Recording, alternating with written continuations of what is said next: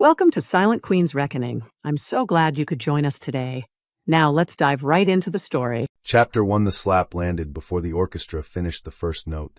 For one sharp second, every crystal glass in the Sterling family ballroom seemed to stop glittering.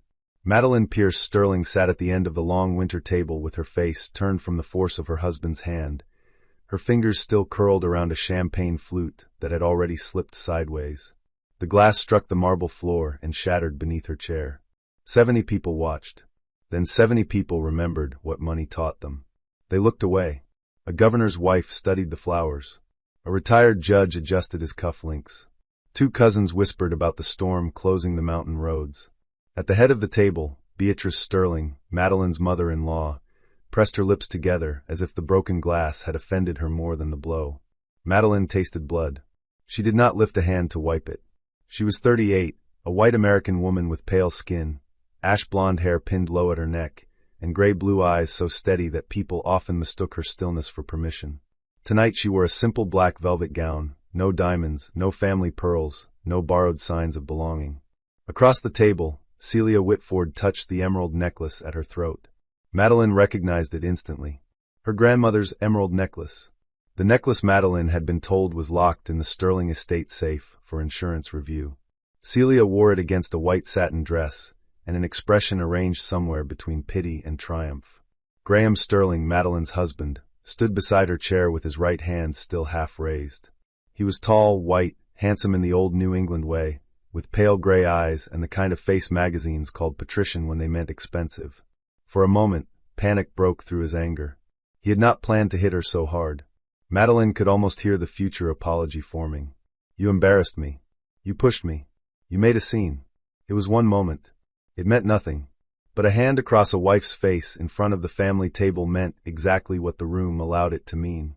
Everything. Graham leaned down, voice low enough to pretend privacy still existed. "Sit down, Madeline." Madeline looked at him. Her cheek burned. The left side of her mouth throbbed. Her heartbeat was quiet, almost cold. 9 years inside the Sterling family had taught her many things. How to smile while being excluded from the photograph. How to answer questions that were not questions. How to listen when Beatrice called her impressive with the same tone another woman might use for inconvenient weather. How to recognize when silence was not peace but strategy.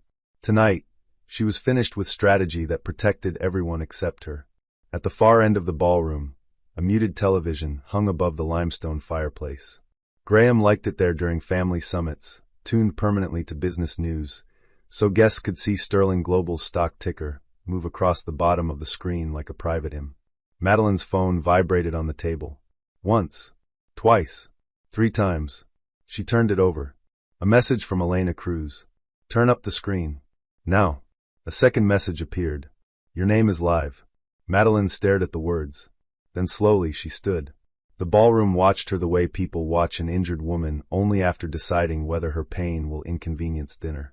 Graham's voice hardened. "Madeline." She picked up her evening bag. Celia's eyes darted toward the emerald necklace.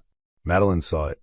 For years, Graham's family had treated her presence as a favor they extended when cameras were nearby. They praised her intelligence while seating her near the back. They introduced her as Graham's wife, never as Madeline Pierce, never as the woman whose investigations had once brought senators to trial and hospital chains to federal court. To them she was useful proof that the family could marry outside its circle and still keep the circle intact. They thought marriage had quieted her. They never understood. It had only given her a better view. Madeline walked away from the table. Her heels crossed the marble floor. The ballroom doors opened into a private lounge where the television was no longer muted. A man's voice from the broadcast filled the room. Tonight, Meridian News announces the return of Pulitzer-winning investigative journalist Madeline Pierce as primetime anchor and chief correspondent. Madeline stopped in the doorway. On the screen was her photograph. Not the society portrait Beatrice had approved for charity brochures. Not the wedding picture where Graham's hand rested possessively at her waist. This was Madeline 6 years earlier, standing outside a courthouse in a navy coat, hair short, eyes clear, microphone in hand. The woman she had been before the Sterlings taught her that comfort could be another word for disappearance. The anchor continued. Her first investigation exposes allegations of donor fraud, medical charity abuse, and witness intimidation inside one of America's most influential family foundations. The image changed. A headline filled the screen. Inside the Sterling Foundation. Someone behind Madeline gasped. She turned. The ballroom doors stood open. Every guest had heard. Graham stood in the entrance, all color drained from his face. Beatrice was behind him, frozen for the first time Madeline had ever seen. Celia's hand had closed around the emerald necklace. Graham's younger brother, Preston, was no longer laughing. Madeline wiped the blood from the corner of her mouth with her thumb. Then she smiled. Not warmly. Not cruelly. Like a woman who had finally stopped protecting a room that deserved the truth. Chapter 2. Madeline Pierce had been raised in a small mill town in Maine by people who did not own much but understood value. Her mother taught 10th grade history in a public school where half the textbooks were older than the students.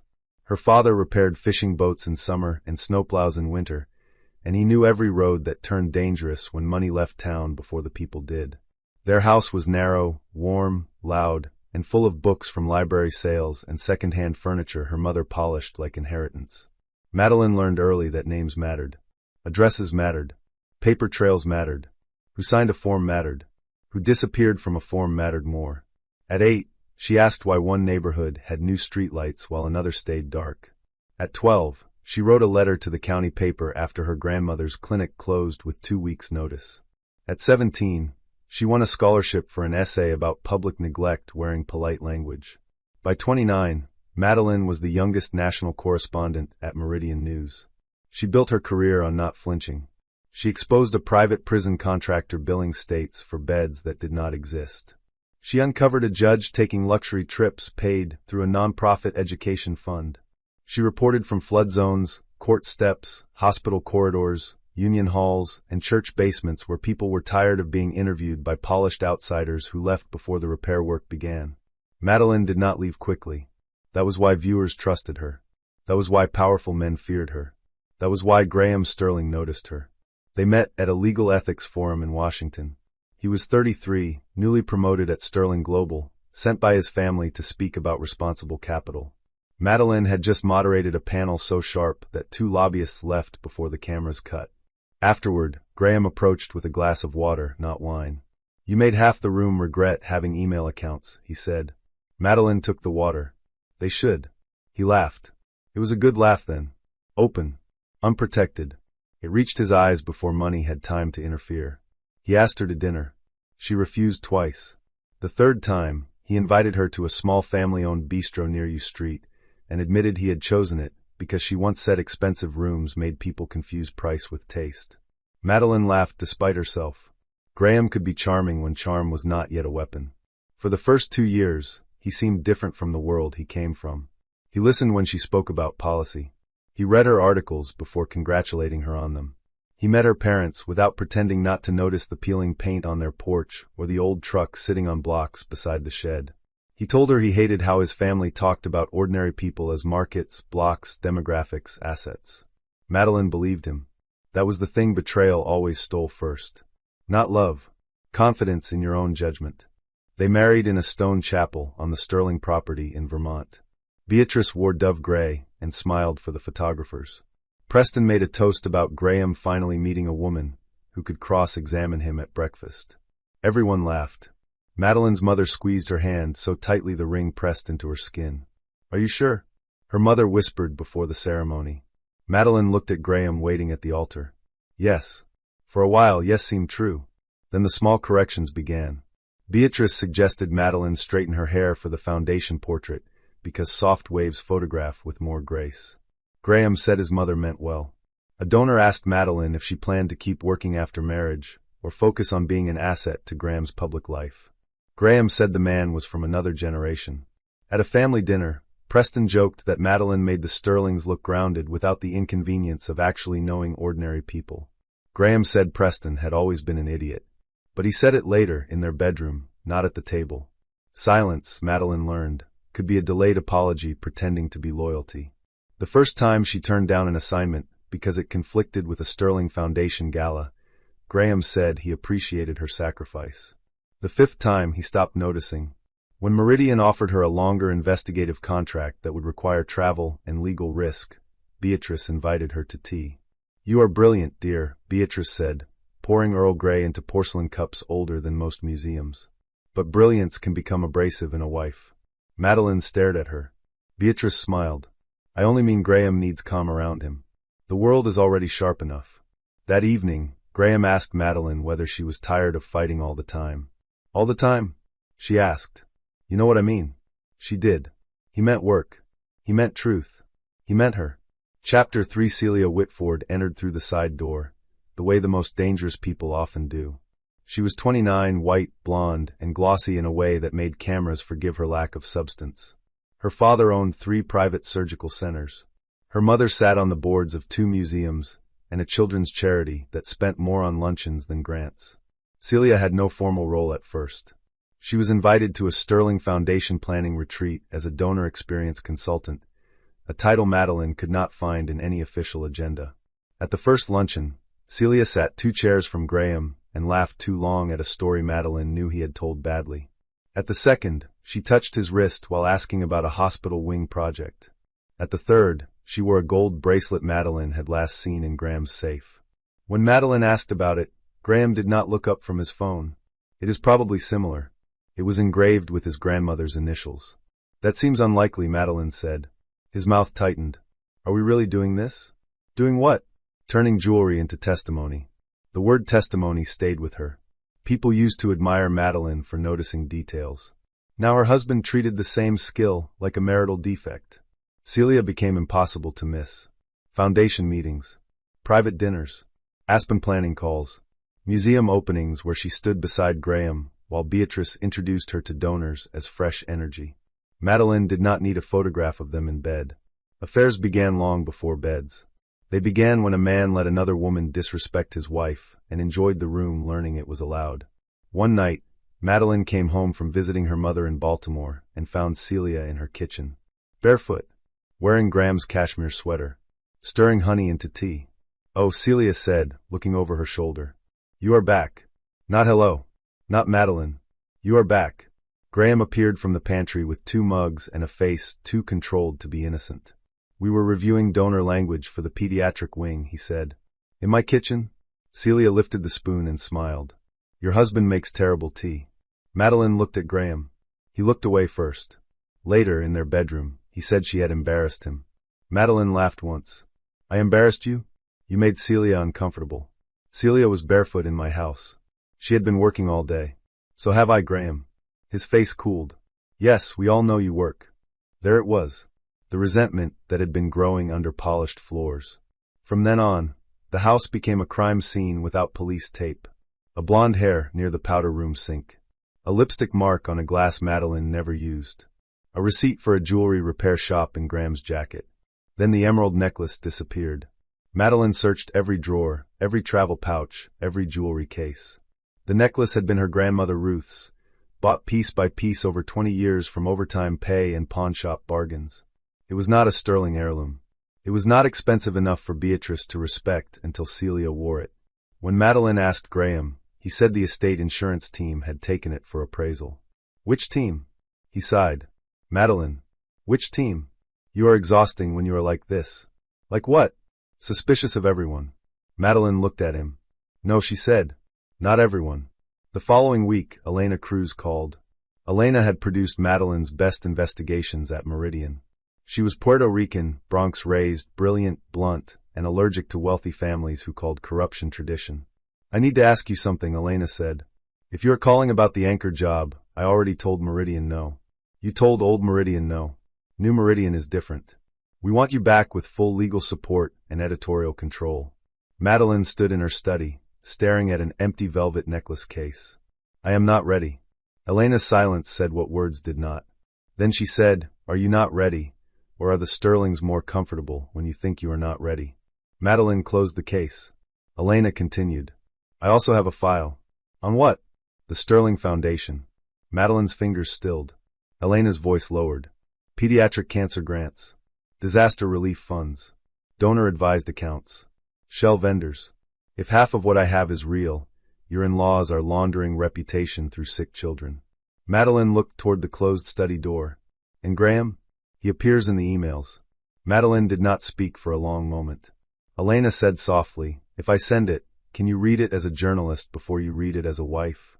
Madeline looked at the empty necklace case again. "Yes," she said. Chapter for the first file arrived at 1:17 a.m. Madeline waited until Graham fell asleep before opening it in the guest room, the only room where she could lock the door without being asked what she was hiding. The folder was labeled Sterling Pediatric Initiative. Inside were grant ledgers, internal emails, vendor lists, event budgets, payment approvals, and whistleblower statements from 2 former foundation accountants. The first irregularity was small.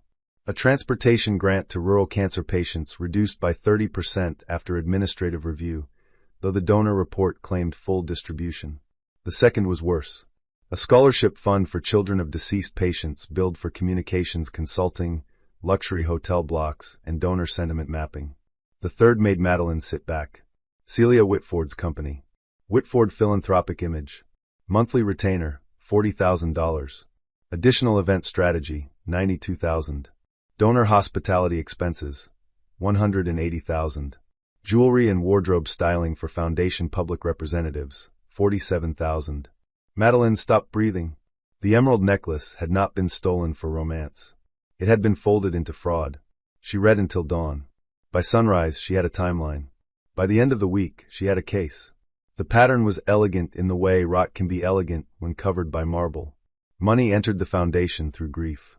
Donors gave because they had lost children, sisters, spouses, friends. The Sterling Foundation promised pediatric research, family housing, treatment travel, funeral relief, counseling, and clinical access. Then fees bloomed between promise and patient. Strategic advisory, donor stewardship, narrative alignment, public trust management, words designed to sound clean while hands got dirty. Madeline did not touch foundation systems she had no right to access. She did not steal Graham's passwords. She did not use marital proximity as a shortcut. Every document came through whistleblowers, public filings, donor records, vendor subpoenas obtained by Meridian's legal team, and former employees with names, dates, and receipts. That mattered. The Sterlings would attack her before they answered a single fact. Bitter wife. Ambitious woman. Bitter working-class wife weaponizing resentment and marriage. Madeline could hear the phrases before they hired the crisis firm. So she built the investigation to stand without sympathy. Elena called every night. "What do you need?" "Another accountant." "Done." "Hospital confirmation for the grant shortfall." "Working on it." "A legal review on the Celia vendor chain." "Already scheduled." "And the anchor contract?" Madeline would look toward the bedroom where Graham slept beside his phone, face peaceful, secrets charging on the nightstand. "Send it," she said. The contract from Meridian offered prime-time anchor, chief investigative correspondent, full editorial independence on long-form corruption reporting, and a launch date that made Elena laugh when Madeline first read it. The same night as the Sterling Winter Summit. Coincidence? Madeline asked. Elena said, "I prefer the word architecture." Madeline signed 2 weeks later. Graham did not notice. That was the strange freedom of being underestimated. You could move entire walls while people congratulated themselves for closing a door. Chapter 5 The Sterling Winter Summit took place every February at Pinecrest Lodge, a private mountain estate in Colorado where the wealthy gathered to pretend networking was family tradition. Snow blanketed the pine trees. Fireplaces burned in every room. Staff carried silver trays through corridors lined with old hunting prints and newer security cameras. The final night was always the family gala.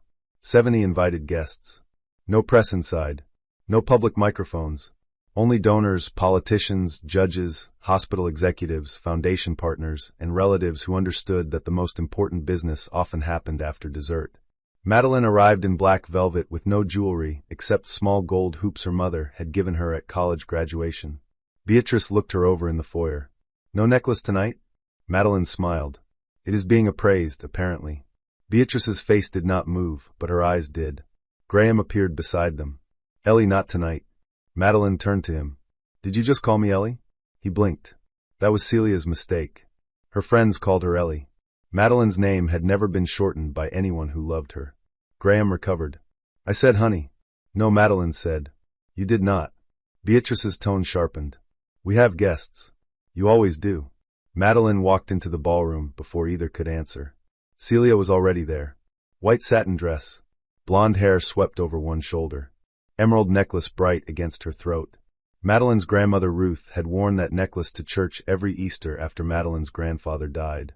She used to say green stones reminded her that life returned even after winter. Seeing it on Celia felt less like theft than desecration. Celia saw Madeline looking and smiled. "Oh," she said, touching the emeralds. "Isn't it beautiful?" Graham said it needed to be seen.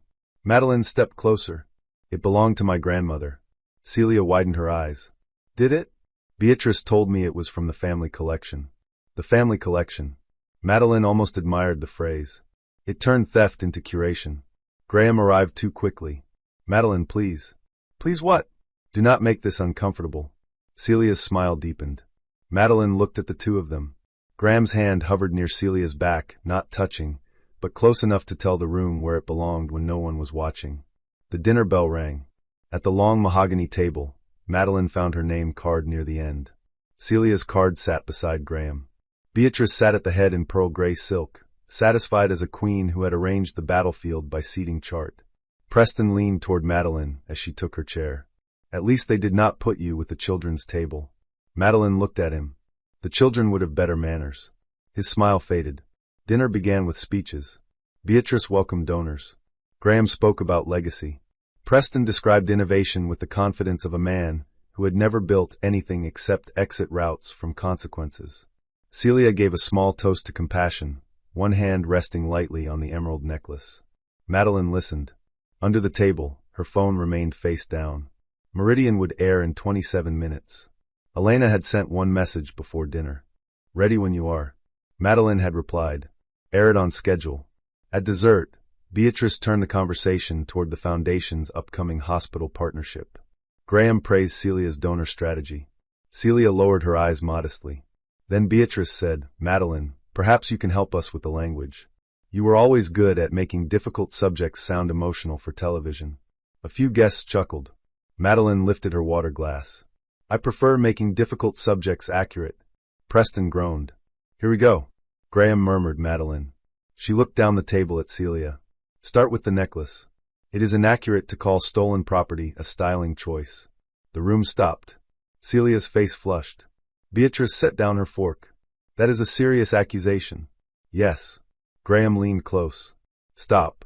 Madeline did not lower her voice. "Did you give Celia my grandmother's necklace?" His jaw tightened. Celia whispered Graham. Preston laughed. "She always does this. Finds a courtroom in every room." Madeline turned to him. "And somehow there is always evidence." Graham stood so fast his chair scraped the floor. "Enough." Madeline stood too. For once they were eye to eye. He spoke through his teeth.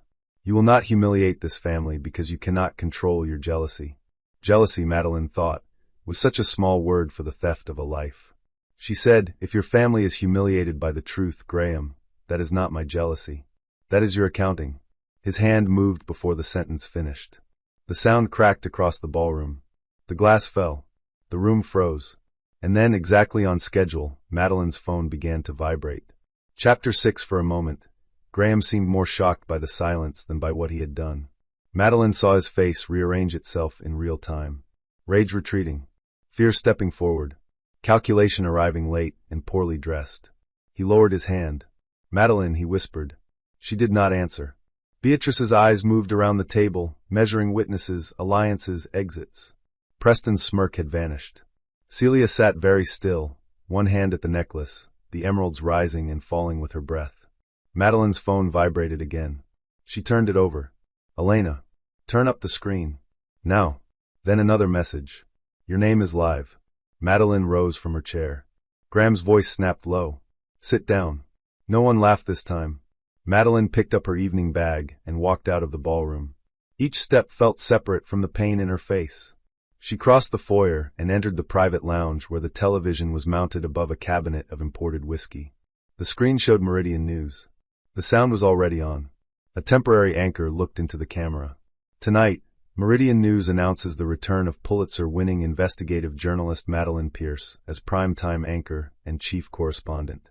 Madeline stopped beneath the screen. Behind her, the family and guests gathered in the doorway, pulled by disaster and curiosity. The broadcast continued. After an 18-month independent investigation, Meridian News has obtained financial records, internal communications, and whistleblower testimony raising serious questions about the Sterling Foundation's Pediatric Cancer Initiative, disaster relief grants, and donor advisory network. Documents filled the screen. Grant ledgers, vendor chains, emails, then Celia's company. Whitford philanthropic image. Celia grabbed the back of a chair. Graham whispered no. Madeline turned to face the room. The broadcast behind her kept speaking. The investigation was led by Madeline Pierce, whose return to prime time marks one of the most anticipated journalistic comebacks of the year. Preston said, "This is illegal."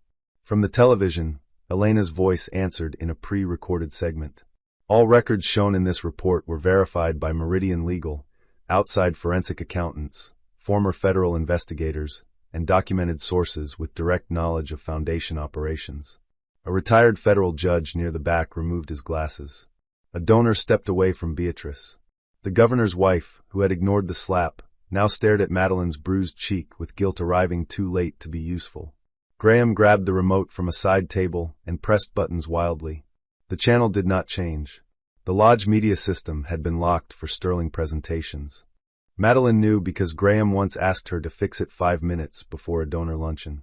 On screen, an email appeared. From Beatrice Sterling to Graham Sterling. Subject, Celia transition. The anchor read the excerpt aloud. Madeline has become a liability. Celia is easier, grateful, and far better suited to the public face we need. Celia made a small sound. Madeline looked at her. Easier, Madeline said softly. Celia looked at Beatrice. For the first time, the mistress understood she had not been elevated. She had been selected. Another email appeared. From Graham Sterling to Preston Sterling. Madeline asks too many questions. Keep her away from Foundation records until after Pinecrest. Graham's face twisted. Beatrice said sharply, "This is marital retaliation. Everyone here can see that." The broadcast answered before Madeline did. Meridian News confirms that the investigation began before divorce proceedings and is supported by Foundation insiders, state filings, donor records, banking disclosures, and independent whistleblower testimony. Madeline tilted her head. Everyone here can see quite a lot now. Chapter 7. The first person to act was a 19-year-old server named Lacey Grant. She stood near the kitchen corridor, white-faced, clutching her phone in both hands. Madeline noticed her because the girl was shaking. Lacey looked at the guests, then at Graham, then at Madeline's bleeding lip. Her voice came out small. "I recorded it." Graham turned. "What?" Lacey flinched but did not run. "The slap," she said. "And what happened before." "I recorded it." Preston stepped toward her. "Delete that." A man in a charcoal suit moved in front of Lacey. He was one of Meridian's legal observers, checked into the lodge under his own name, waiting for the broadcast fallout. Madeline had not known he would intervene. Elena had always believed in backup. "No," he said. "She will not." Beatrice's voice cut through the room. "Who are you?" "Daniel Rowe. Counsel retained by Meridian News." Graham stared at Madeline. "You staged this." Madeline met his eyes. "You hit me. Do not confuse preparation with authorship." The governor's wife finally moved. She took out her phone and called local police. Beatrice saw her. "Margaret." The woman did not look at her. "I should have made this call before." The room absorbed that too. The powerful love to imagine regret as courage once the danger had passed. Lacey handed her phone to Daniel Rowe. He copied the video while she stood beside him trembling. Madeline walked over and touched the girl's wrist gently. "You did the right thing." Lacey's eyes filled. "I was scared." "So was I." The honesty startled them both. Police arrived 40 minutes later through a snowstorm thick enough to make the roads disappear. 2 officers entered the lodge with the calm of people trained to walk into rooms where everyone was lying politely. Officer Lena Brooks led, dark hair tucked under her cap, eyes quick and unsentimental. Her partner spoke with the lodge manager. The Sterling family attorney appeared as if summoned from the walls. "This is a private family incident," he began. Officer Brooks looked past him at Madeline's face. "Is that the victim?" The attorney paused. Madeline stepped forward. "I am Madeline Pierce." Brooks nodded. "Do you need medical attention?" "I would like the incident documented first." Graham laughed once, sharp and disbelieving. "Madeline, do not do this." Brooks turned to him. "Sir, step back." He blinked. Men like Graham always blinked the first time authority did not recognize their usual costume. Preston said, "You do know who this family is?" Officer Brooks looked at him. Yes, she said. That seems to be the problem. Daniel Rowe showed her the video. The room watched her watch it. 37 seconds. Madeline standing. Graham warning. Madeline speaking. Graham's arm. The impact. The glass. The blood. The silence. Brooks watched twice. Then she looked at Graham. Mr. Sterling, I need you to stand over here. Beatrice rose. This is absurd. Brooks did not raise her voice. Ma'am, sit down. Beatrice sat. Not because she wanted to. Because cameras were visible through the lounge windows. News vans had reached the lodge entrance.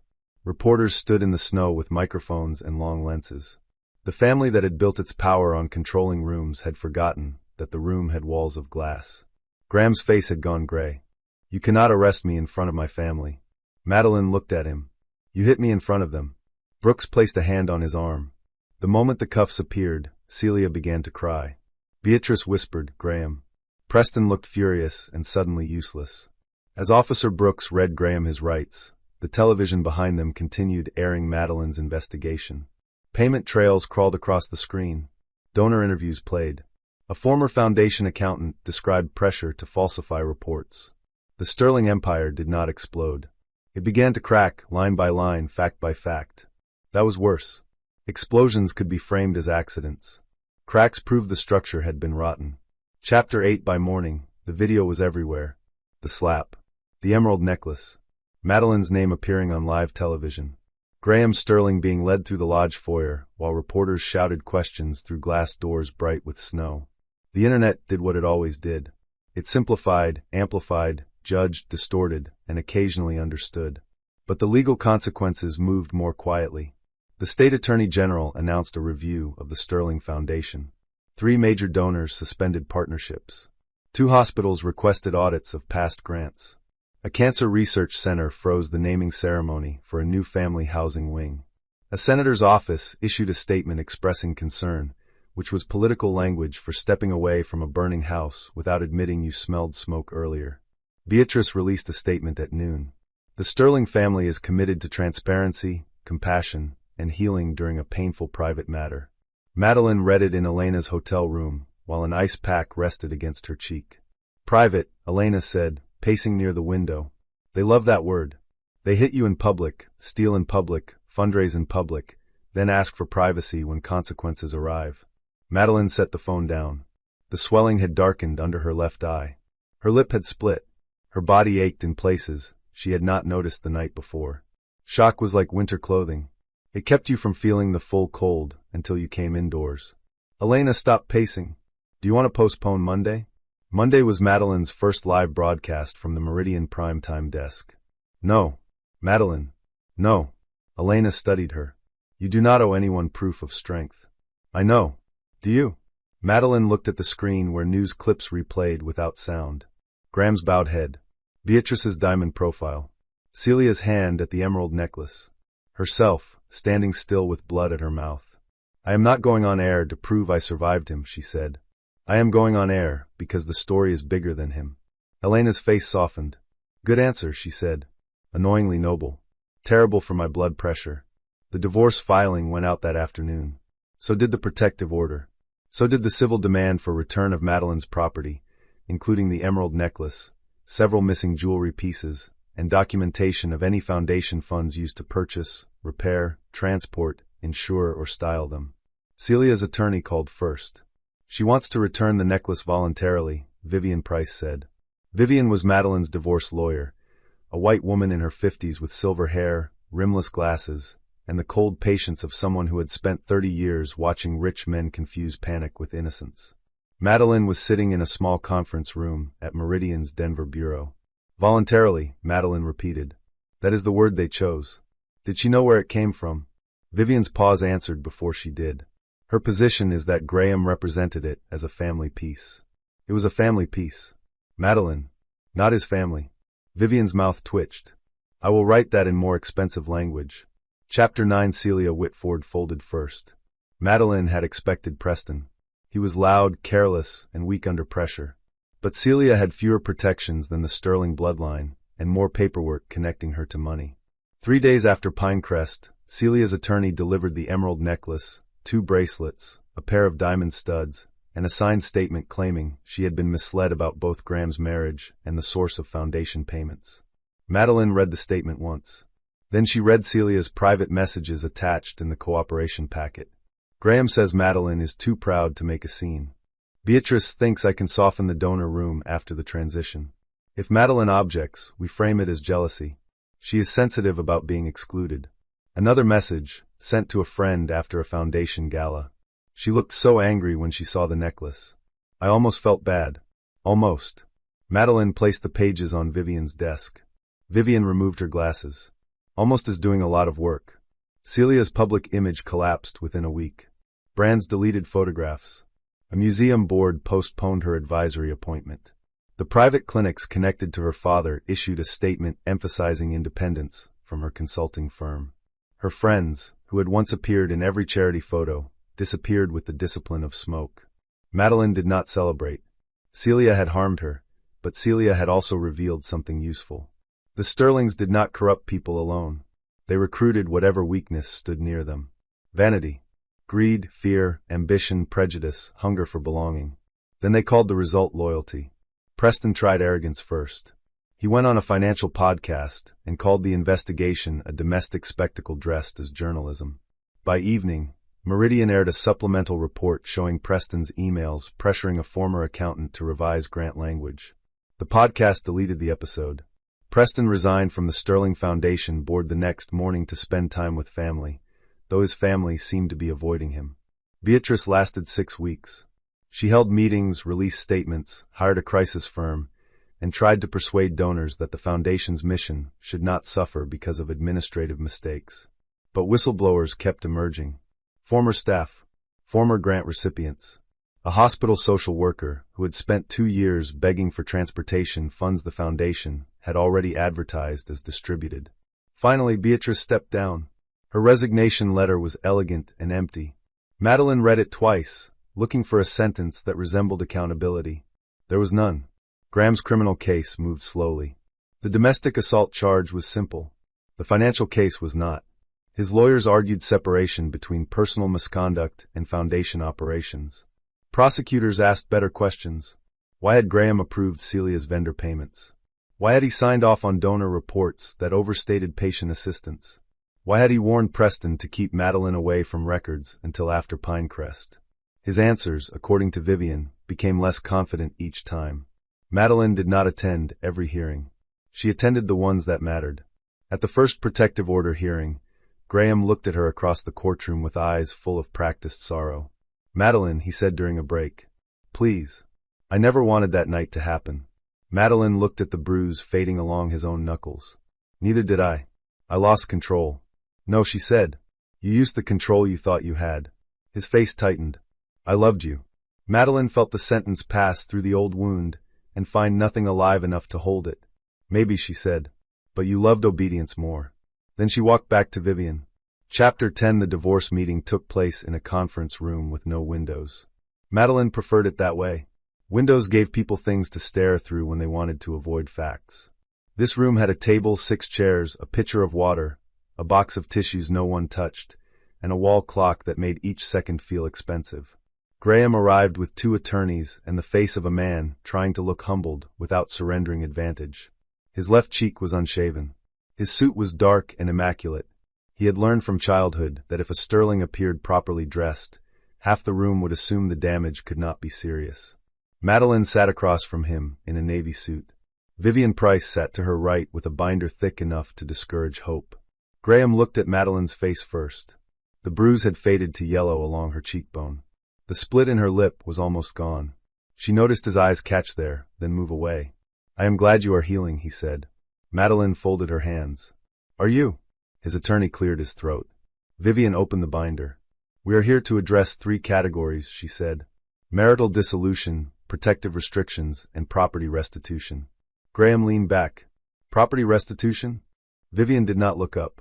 "Jewelry, personal documents, heirlooms, and any items removed from Ms. Reed's possession or residence by Mr. Sterling, his family members, foundation staff, or Ms. Whitford." Graham's mouth tightened. "I never removed anything." Madeline looked at him. "The emerald necklace was recovered from your mistress through her attorney." He flinched at mistress, not because it was inaccurate, but because it sounded poor in a legal room. Celia misunderstood, he said. Vivian turned a page. Celia Whitford submitted messages indicating you told her the necklace was available for foundation styling. Graham's attorney shifted. Madeline watched Graham calculate. She had once mistaken that expression for stress. Now she recognized it as a search for the most profitable version of truth. Graham said, "My family has a large collection." There was confusion. "My grandmother was a Baltimore cafeteria manager," Madeline said. "Her necklace was not in your family collection." Silence settled. Vivian continued. "The necklace has been authenticated and returned. The remaining items are listed in Exhibit C." One of Graham's attorneys scanned the list. "We object to the implication of theft." Vivian smiled slightly. "Then choose another word and return the property." The meeting lasted 3 hours. Graham tried sorrow. "Madeline, we can resolve this without making each other enemies." Madeline answered, "We are resolving it with lawyers because you made truth unsafe at home." He tried memory. "Do you remember our first apartment?" She answered, "I remember paying half the rent while you told your mother I was learning how your world worked." He tried accusation. "You used our marriage to get a story." She answered, "Your family used sick children to get donor money." He tried love. "That was the weakest attempt." "I loved you, Madeline. I still do in some way." Vivian looked down at her notes. Even Graham's attorney seemed tired. Madeline studied the man across from her. She could still see traces of the man who brought water to a conference room, who laughed at her sharpest jokes, who once stood in her parents' kitchen drying dishes while her father asked him suspicious questions about baseball. That man had existed. So had this one. That was the truth people hated most. Monsters were easier when they arrived fully formed. The harder reality was that cruelty often grew inside people who still remembered how to be tender when tenderness served them. Madeline said, "You loved me most when loving me made you feel brave." Graham stared at her. She continued, "Then your family made my dignity inconvenient, and you chose convenience." He looked down. For once, he had no polished answer. The settlement terms were severe but clean. Madeline kept her premarital assets, her retirement accounts, and the Baltimore house she had bought for her parents. Graham waived any claim to future income from Meridian or from the Pierce line. He agreed to a no-contact provision except through counsel. He agreed to restitution for property removed or damaged. He agreed not to challenge the release of records already provided to law enforcement and Meridian. The last term made him look up. "You want me to help send my family to prison?" Madeline's voice stayed calm. "I want you to stop helping them avoid accountability. Those are not the same thing. They became the same when your family made you part of the cover." His attorney whispered something in his ear. Graham closed his eyes. When he opened them, he looked smaller. "Fine," he said. "Not noble. Not brave. Not redeemed. Fine." Madeline accepted it anyway. Consequences did not need to arrive beautifully to be useful. After the meeting, Vivian and Madeline walked to the elevator. Vivian pressed the button. "You handled that well." Madeline leaned against the wall for the first time all morning. "Did I?" "You did not throw the water pitcher. That was the legal standard. For today, yes." Madeline laughed softly. The elevator doors opened. Inside, a woman Madeline did not know stood with a stroller and a manila envelope pressed to her chest. She stared at Madeline for a second too long, then looked away, embarrassed. Madeline stepped in. The doors closed. The woman whispered, "I saw your broadcast." Madeline turned. The woman's fingers tightened around the envelope. "My husband works for a judge. Everyone keeps telling me to be careful, that he can ruin me, that nobody will believe me. I was here to talk to someone, but I almost left." The elevator descended. Madeline felt Vivian go still beside her. The woman swallowed. "Then I saw you in the lobby." Madeline looked at the envelope. "Do you have an appointment?" The woman nodded. "Go to it," Madeline said gently. "Let someone read what you brought." The woman began to cry silently. When the elevator reached the ground floor, Vivian held the door open. The woman pushed the stroller out with shaking hands. Madeline watched her walk toward reception. Vivian said, "That is why you went on air Monday." Madeline nodded. The bruise on her face would fade. That moment would not. Chapter 11. The Attorney General's hearing began in late spring. By then, the Sterling name had become a cautionary phrase in donor circles. Foundations hired outside auditors with sudden enthusiasm. Hospital boards reviewed naming agreements. Wealthy families who had once competed for Beatrice's invitation list now discovered urgent travel conflicts whenever her assistant called. The hearing room was packed. Former foundation staff filled 2 rows. Families who had applied for aid and never received it sat together near the aisle. Reporters lined the back wall. A sketch artist sat beside a columnist, pencil moving quickly across paper. Madeline attended not as a witness that day, but as a reporter. That distinction mattered to her. She sat behind the meridian table with a legal pad and no visible expression while Beatrice Sterling took the oath. Beatrice looked smaller under public lighting.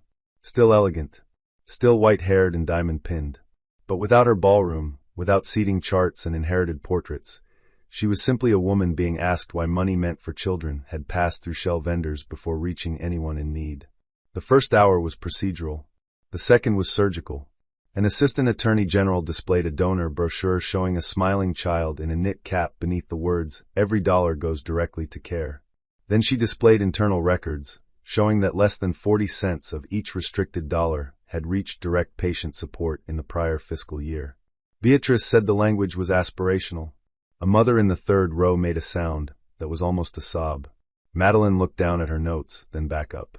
The assistant attorney general moved to Celia's company. Whitford Philanthropic Image was paid for donor experience strategy.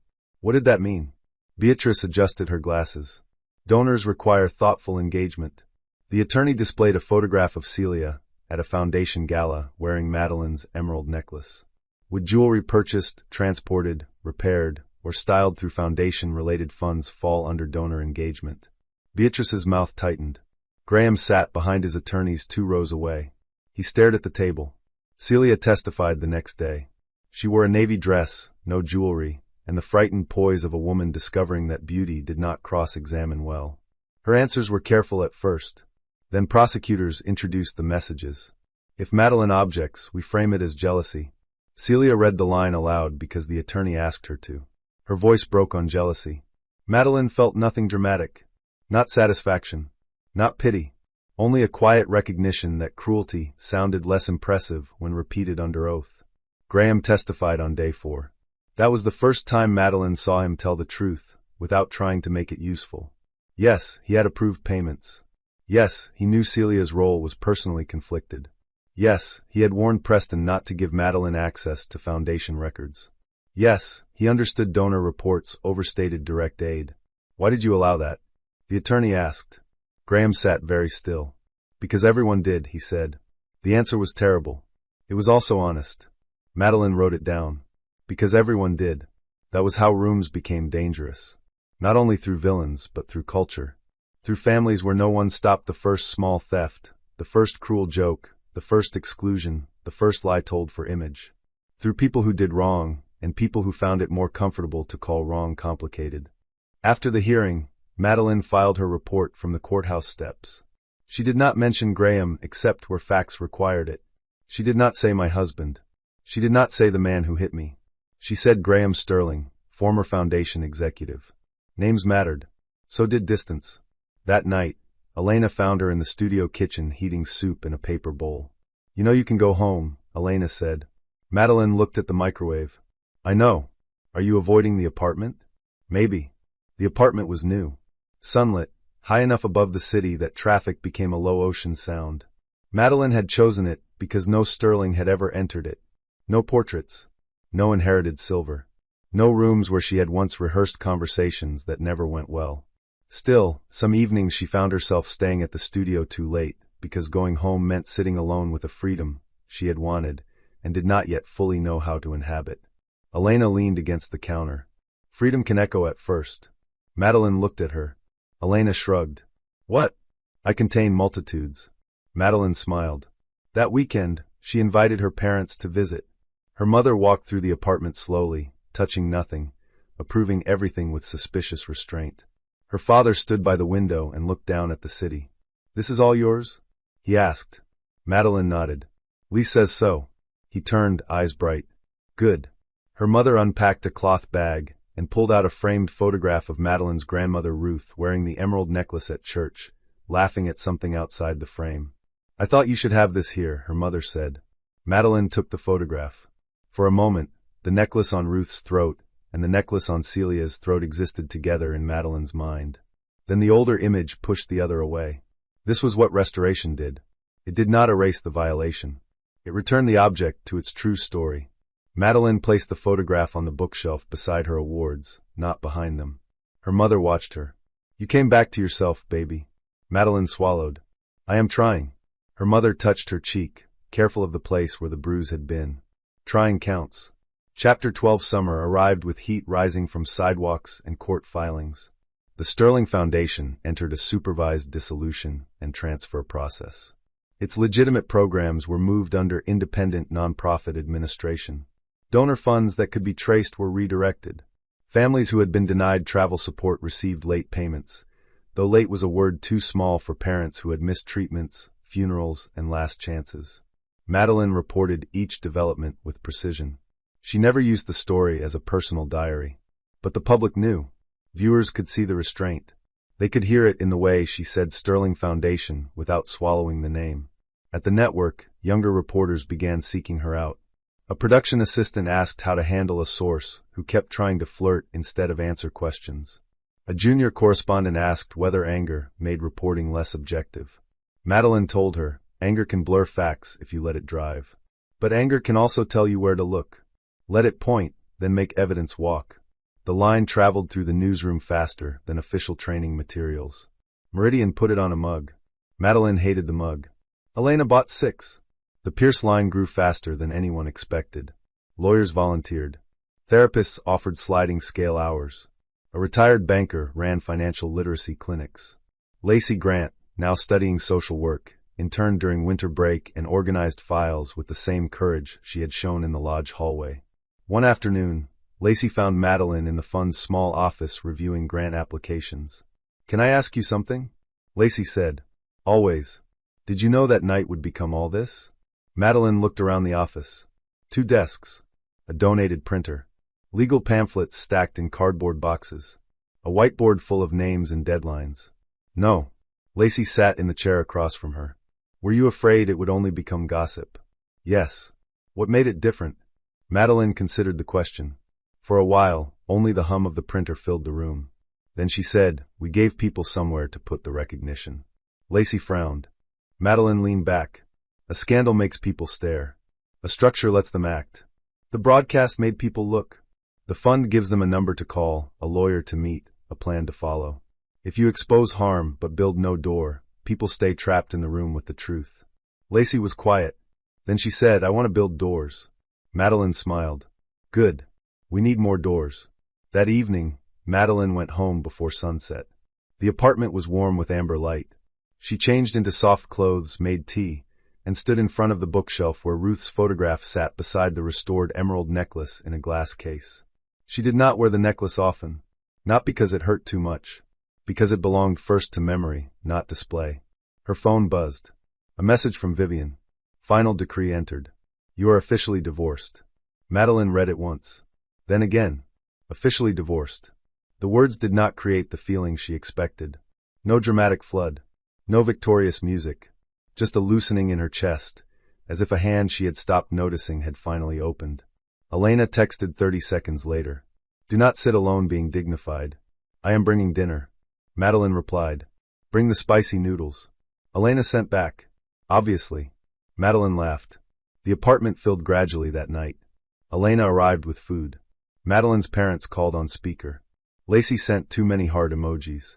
Vivian sent a message that read, "Congratulations. Now do not marry anyone with a foundation." For the first time in years, Madeline celebrated without performing happiness for people evaluating whether she deserved it. She ate noodles from a paper carton, barefoot on her own rug, in a room where no one corrected her posture or asked her to lower her voice. It was not grand. It was freedom. And freedom, she was learning, often arrived without an audience. Chapter 13 The first night Madeline sat at the Meridian primetime desk, 30 million people watched. Some watched for the scandal. Some watched because they remembered her old reporting. Some watched because they wanted to see whether a woman could be slapped in a ballroom on Friday and anchor national news on Monday without turning into a symbol too heavy to breathe under. Madeline did not give them tears. She did not give them revenge. She gave them the news. Clear voice. Straight posture. Brown eyes steady on the lens. The same discipline that had carried her through hurricanes, indictments, courtrooms, hospital corridors, and 9 years of polished domestic erasure. At the end of the broadcast, the teleprompter moved to the closing line. Madeline read it. Then she paused. Elena, in the control room, leaned forward. Madeline looked into the camera. "There are moments," she said, "when silence feels like dignity because it keeps a room comfortable. But sometimes silence does not protect dignity. Sometimes it only protects the people causing harm." No one in the studio moved. Madeline continued. "If you are watching tonight from inside a life where you are expected to absorb cruelty quietly, I hope you hear this clearly. The truth does not become cruel because it embarrasses someone powerful. Leaving a room built to diminish you is not failure.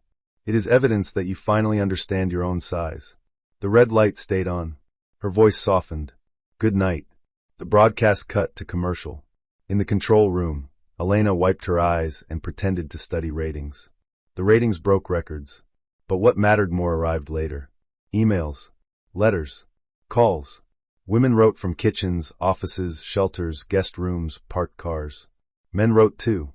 People who had sat through dinners where jokes turned into warnings. People who had been told to keep family matters private while the family destroyed them in public. People who recognized the specific violence of everyone looking away. Madeline could not answer them all. Instead, she created the Pierce Line, a legal and crisis support fund for people trapped in abusive marriages where wealth, reputation, or family influence made escape more dangerous. Lacey Grant, the server who recorded the video, received the fund's first education grant. She wrote Madeline a note. "I was scared, but I kept thinking someone should do something. Thank you for making me feel like someone counted." Madeline kept the note in her desk drawer at Meridian. On difficult nights, she read it before going on air. Chapter 11. A year after the slap, Madeline returned to Pinecrest Lodge. Not for the Sterlings. The family no longer held its winter summit there. The lodge had ended the contract quietly, citing scheduling conflicts no one believed. Madeline returned for the first Pierce Line retreat, a 3-day legal clinic and recovery program for people leaving high-control marriages. The ballroom had been rearranged. No long family table. No seating chart designed as a weapon. No orchids. No sterling crest. Round tables filled the room. Lawyers sat beside advocates. Therapists spoke softly in corners. Guests arrived with folders, children, fear, anger, and hope so new it sometimes looked like suspicion. Madeline stood near the fireplace where Graham had been arrested. For a moment, memory layered itself over the room. The slap. The glass. The silence. Celia's emeralds. Beatrice's stillness. Graham's voice saying she pushed me. Then the room shifted back. A woman laughed near the coffee station. Lacey, now a college freshman, helped check in guests. Elena argued with a printer. Outside, snow fell softly against the windows. The same weather. A different room. Elena came to stand beside her. "You okay?" Madeline watched 2 volunteers carry boxes of legal packets across the marble floor. "Yes." "Really?" Madeline smiled. "Really."